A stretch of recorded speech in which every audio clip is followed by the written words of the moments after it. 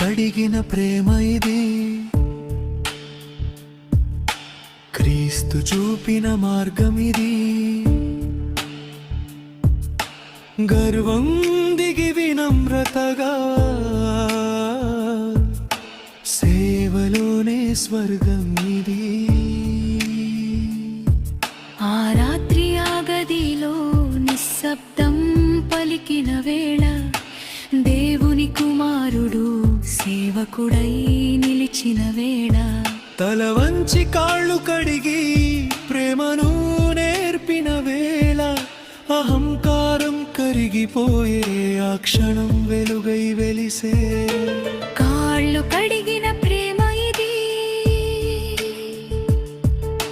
క్రీస్తు చూపిన మార్గం ఇది. గర్వం దిగి వినమ్రతగా,